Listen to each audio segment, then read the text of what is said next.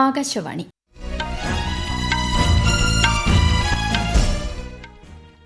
നമസ്കാരം. വാർത്തകൾ വായിക്കുന്നത് കൃഷ്ണ പ്രകൃതി.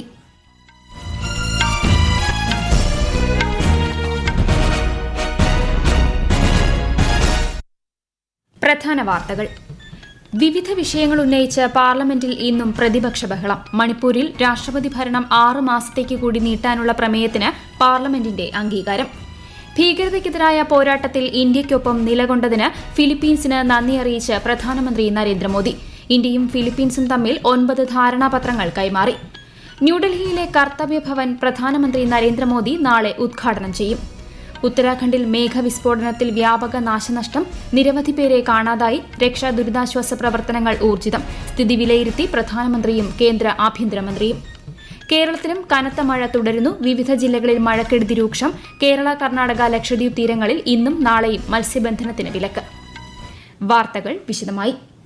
ബീഹാറിലെ വോട്ടർ പട്ടിക പരിഷ്കരണത്തിലെ പ്രതിപക്ഷ ബഹളത്തിൽ ഇന്നും പാർലമെന്റിൽ നടപടികൾ തടസ്സപ്പെട്ടു. തങ്ങൾ ഉന്നയിച്ച വിഷയങ്ങളിൽ ചർച്ച വേണമെന്ന് പ്രതിപക്ഷ പാർട്ടികൾ ആവശ്യപ്പെട്ടു.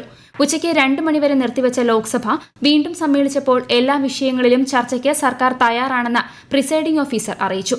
പ്രതിപക്ഷ ബഹളത്തിനിടെ ഗോവ നിയമസഭാ മണ്ഡലങ്ങളിലെ പട്ടികവർഗ പ്രാതിനിധ്യ പുനഃക്രമീകരണ ബിൽ 2024 ലോക്സഭ പാസാക്കി. എന്നാൽ പ്രതിപക്ഷ പ്രതിഷേധം തുടർന്നതോടെ ലോക്സഭ ഇന്നത്തേക്ക് പിരിഞ്ഞു. രാജ്യസഭയിലും സമാനമായ സാഹചര്യമാണ് ഉണ്ടായത്. വർഷകാല സമ്മേളനത്തിൽ സഭയിലെ നടപടിക്രമങ്ങൾ തടസ്സപ്പെടുന്നതിൽ ഉപാധ്യക്ഷൻ ഹരിവംശ് ആശങ്ക പ്രകടിപ്പിച്ചു. ബഹളം രൂക്ഷമായതോടെ രാജ്യസഭയും ഇന്നത്തേക്ക് പിരിഞ്ഞു. മണിപ്പൂരിൽ രാഷ്ട്രപതി ഭരണം 6 മാസത്തേക്ക് കൂടി നീട്ടുന്നതിനുള്ള പ്രമേയത്തിന് പാർലമെന്റിന്റെ അംഗീകാരം. രാജ്യസഭ ഇന്ന് ശബ്ദവോട്ടോടെ പ്രമേയം അംഗീകരിച്ചു. രാഷ്ട്രപതി ഭരണം ഏർപ്പെടുത്തിയ ശേഷം മണിപ്പൂരിൽ അക്രമ സംഭവങ്ങൾ കുറഞ്ഞതായി പ്രമേയം അവതരിപ്പിച്ചുകൊണ്ട് കേന്ദ്ര ആഭ്യന്തര സഹമന്ത്രി നിത്യാനന്ദ റായ് പറഞ്ഞു. ഇത് സംബന്ധിച്ച പ്രമേയത്തിന് ലോക്സഭ കഴിഞ്ഞയാഴ്ച അംഗീകാരം നൽകിയിരുന്നു. അതേസമയം മണിപ്പൂരിൽ രാഷ്ട്രപതി ഭരണം നീട്ടുന്നതിനെ BJD അംഗം മുസിബുള്ള ഖാൻ എതിർത്തു. ഈ മാസം 13 മുതൽ ഉത്തരവ് പ്രാബല്യത്തിൽ വരും. പ്രധാനമന്ത്രി നരേന്ദ്രമോദി നാളെ ന്യൂഡൽഹിയിലെ കർത്തവ്യ ഭവന്റെ ഉദ്ഘാടനം നിർവഹിക്കും. വൈകിട്ട് കർത്തവ്യ പഥത്തിൽ നടക്കുന്ന പൊതുപരിപാടിയെ പ്രധാനമന്ത്രി അഭിസംബോധന ചെയ്യും. ഡൽഹിയിലെ വിവിധ മന്ത്രാലയങ്ങളെയും വകുപ്പുകളെയും ഒരു കുടക്കീഴിലാക്കി കാര്യക്ഷമത, നവീകരണം, സഹകരണം എന്നിവ വർദ്ധിപ്പിക്കുന്നതിനാണ് കർത്തവ്യ ഭവൻ രൂപകൽപ്പന ചെയ്തിരിക്കുന്നതെന്ന് കേന്ദ്രമന്ത്രി മനോഹർ ലാൽ പത്രസമ്മേളനത്തിൽ വ്യക്തമാക്കി. ആഭ്യന്തരം, വിദേശകാര്യം, ഗ്രാമവികസനം, MSME, പെട്രോളിയം, പ്രകൃതിവാതകം തുടങ്ങിയവ ഉൾപ്പെടുന്ന നിരവധി പ്രധാന മന്ത്രാലയങ്ങളുടെയും വകുപ്പുകളുടെയും ഓഫീസുകൾ കർത്തവ്യ ഭവൻ 3 ഉണ്ടായിരിക്കും. പ്രധാനമന്ത്രി നരേന്ദ്രമോദിയുടെയും ഫിലിപ്പീൻസ് പ്രസിഡന്റ് ഫെർഡിനാൻഡ് റൊമാൽഡസ് മാർക്കോസിന്റെയും സാന്നിധ്യത്തിൽ ഇന്ത്യയും ഫിലിപ്പീൻസും തമ്മിൽ 9 ധാരണാപത്രങ്ങൾ കൈമാറി. ക്രിമിനൽ കാര്യങ്ങളിൽ പരസ്പര നിയമസഹായം, തന്ത്രപരമായ പങ്കാളിത്തം, പ്രതിരോധം, ശാസ്ത്രം, സാങ്കേതികവിദ്യ എന്നിവയാണ് ധാരണാപത്രങ്ങളിൽ ഉൾപ്പെടുന്നത്. പഹൽഗാം ആക്രമണത്തെ ശക്തമായി അപലപിച്ചതിനും ഭീകരതയ്ക്കെതിരായ പോരാട്ടത്തിൽ ഇന്ത്യയ്ക്കൊപ്പം നിലകൊണ്ടതിനും ഫിലിപ്പീൻസ് സർക്കാരിനോടും പ്രസിഡന്റിനോടും പ്രധാനമന്ത്രി നരേന്ദ്രമോദി നന്ദി പറഞ്ഞു. ഫിലിപ്പീൻസിൽ സോവറിൻ ഡാറ്റ ക്ലൌഡ് ഇൻഫ്രാസ്ട്രക്ചർ വികസനത്തിൽ സഹകരിക്കാനും ഇന്ത്യ തീരുമാനിച്ചു. ഇന്ത്യ ASEAN സ്വതന്ത്ര വ്യാപാര കരാറിന്റെ അവലോകനം എത്രയും വേഗം പൂർത്തിയാക്കുക എന്നതായിരിക്കും മുൻഗണനയെന്ന് പ്രധാനമന്ത്രി പറഞ്ഞു. डेवलपमेंट पार्टनरशिप के अंतर्गत हम फिलीपींस में क्विक इम्पैक्ट प्रोजेक्ट की संख्या बढ़ाएंगे और फिलीपींस में सॉवरेन डाटा क्लाउड इंफ्रास्ट्रक्चर के विकास में भी सहयोग देंगे. धरती पर तो हमारी साझेदारी मजबूत है ही और अब हमने अंतरिक्ष की भी तैयारी शुरू कर दी है. इसके लिए आज समझौता भी किया गया है. मजबूत हो रहे रक्षा संबंध आपसी विश्वास का प्रतीक है. ഉത്തരാഖണ്ഡിൽ മേഘവിസ്ഫോടനത്തിൽ വ്യാപക നാശനഷ്ടം. ഉത്തരകാശി ജില്ലയിലെ ധരാലിയിലുണ്ടായ ദുരന്തത്തിൽ നിരവധി പേരെ കാണാതായതായി സംശയം. ഖീർഗംഗ നദിയിലുണ്ടായ മിന്നൽ പ്രളയത്തെ തുടർന്ന് വീടുകളും കെട്ടിടങ്ങളും ഉൾപ്പെടെ ഒലിച്ചുപോയി. രക്ഷാ ദുരിതാശ്വാസ പ്രവർത്തനങ്ങൾ പുരോഗമിക്കുകയാണ്. സംഭവത്തിൽ ഉത്തരാഖണ്ഡ് മുഖ്യമന്ത്രി പുഷ്കർ സിംഗ് ധാമി അതീവ ദുഃഖം രേഖപ്പെടുത്തി. ജനങ്ങളെ സുരക്ഷിത സ്ഥാനത്തേക്ക് മാറ്റിയതായും സ്ഥിതിഗതികൾ നിരീക്ഷിച്ചു വരുന്നതായും അദ്ദേഹം പറഞ്ഞു. ദുരിതബാധിതർക്ക് സാധ്യമായ എല്ലാ സഹായവും നൽകിയിട്ടുണ്ടെന്നും ശ്രീ ധാമി അറിയിച്ചു. ഉത്തരകാശിയിലെ ധരായിലുണ്ടായ മേഘവിസ്ഫോടനത്തിന്റെ പശ്ചാത്തലത്തിൽ പ്രധാനമന്ത്രി നരേന്ദ്രമോദി, കേന്ദ്ര ആഭ്യന്തരമന്ത്രി അമിത്ഷാ എന്നിവർ ഉത്തരാഖണ്ഡ് മുഖ്യമന്ത്രി പുഷ്കർ സിംഗ് ധാമിയുമായി സംസാരിച്ച് സ്ഥിതിഗതികൾ വിലയിരുത്തി. ദുരന്തത്തിൽ അനുശോചനം രേഖപ്പെടുത്തിയ പ്രധാനമന്ത്രി സാധ്യമായ എല്ലാ സഹായവും നൽകുമെന്ന് ഉറപ്പു നൽകി. ഇൻഡോ ടിബറ്റൻ ബോർഡർ പോലീസ് സംഘത്തെയും ദേശീയ ദുരന്ത പ്രതികരണ സംഘത്തെയും രക്ഷാ ദുരിതാശ്വാസ പ്രവർത്തനങ്ങൾക്കായി വിന്യസിച്ചതായി ശ്രീ അമിത്ഷാ അറിയിച്ചു.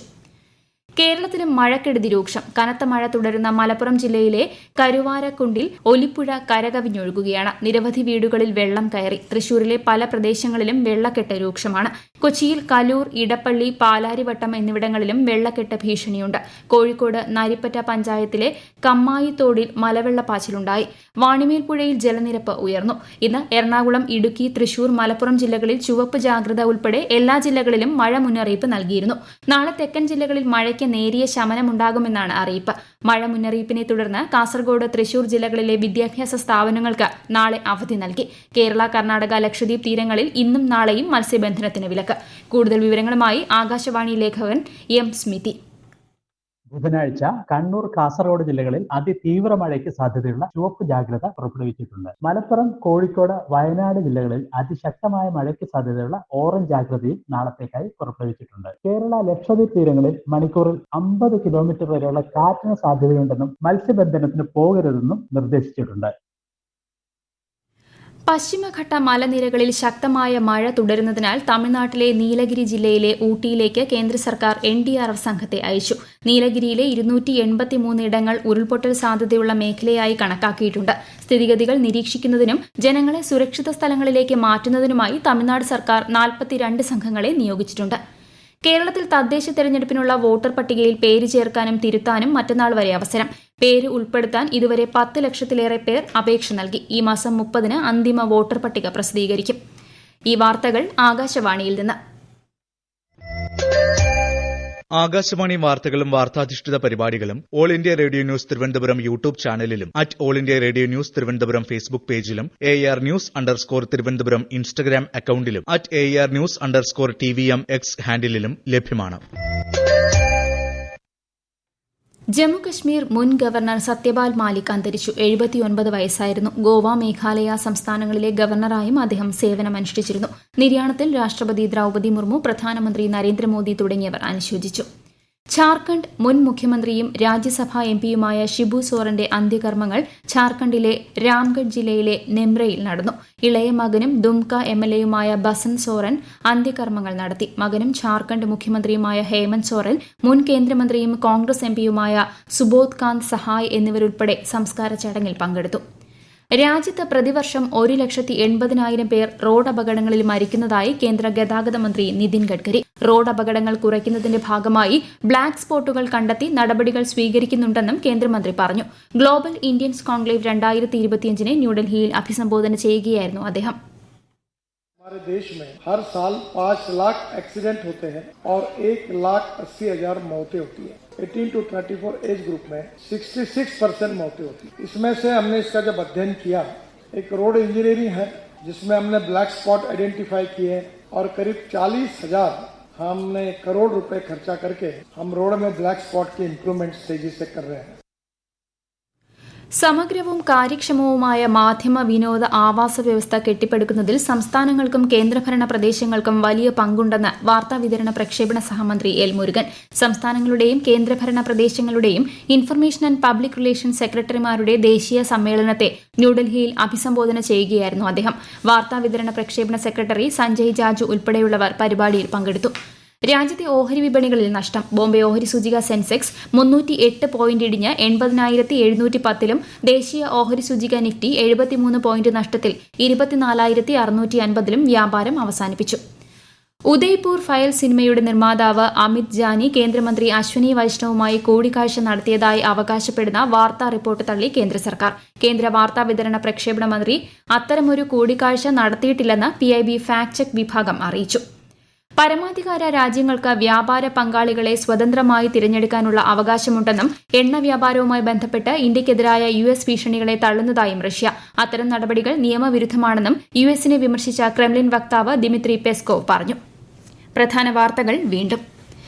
വിവിധ വിഷയങ്ങൾ ഉന്നയിച്ച് പാർലമെന്റിൽ ഇന്നും പ്രതിപക്ഷ ബഹളം. മണിപ്പൂരിൽ രാഷ്ട്രപതി ഭരണം 6 മാസത്തേക്ക് കൂടി നീട്ടാനുള്ള പ്രമേയത്തിന് പാർലമെന്റിന്റെ അംഗീകാരം. ഭീകരതയ്ക്കെതിരായ പോരാട്ടത്തിൽ ഇന്ത്യയ്ക്കൊപ്പം നിലകൊണ്ടതിന് ഫിലിപ്പീൻസിന് നന്ദി അറിയിച്ച് പ്രധാനമന്ത്രി നരേന്ദ്രമോദി. ഇന്ത്യയും ഫിലിപ്പീൻസും തമ്മിൽ 9 ധാരണാപത്രങ്ങൾ കൈമാറി. ന്യൂഡൽഹിയിലെ കർത്തവ്യ ഭവൻ പ്രധാനമന്ത്രി നരേന്ദ്രമോദി നാളെ ഉദ്ഘാടനം ചെയ്യും. ഉത്തരാഖണ്ഡിൽ മേഘവിസ്ഫോടനത്തിൽ വ്യാപക നാശനഷ്ടം, നിരവധി പേരെ കാണാതായി. രക്ഷാ ദുരിതാശ്വാസ പ്രവർത്തനങ്ങൾ ഊർജിതം. സ്ഥിതി വിലയിരുത്തി പ്രധാനമന്ത്രിയും കേന്ദ്ര ആഭ്യന്തരമന്ത്രിയും. കേരളത്തിലും കനത്ത മഴ തുടരുന്നു. വിവിധ ജില്ലകളിൽ മഴക്കെടുതി രൂക്ഷം. കേരള, കർണാടക, ലക്ഷദ്വീപ് തീരങ്ങളിൽ ഇന്നും നാളെയും മത്സ്യബന്ധനത്തിന് വിലക്ക്. വാർത്തകൾ കഴിഞ്ഞു. അടുത്ത വാർത്താ പ്രക്ഷേപണം രാത്രി 8:35.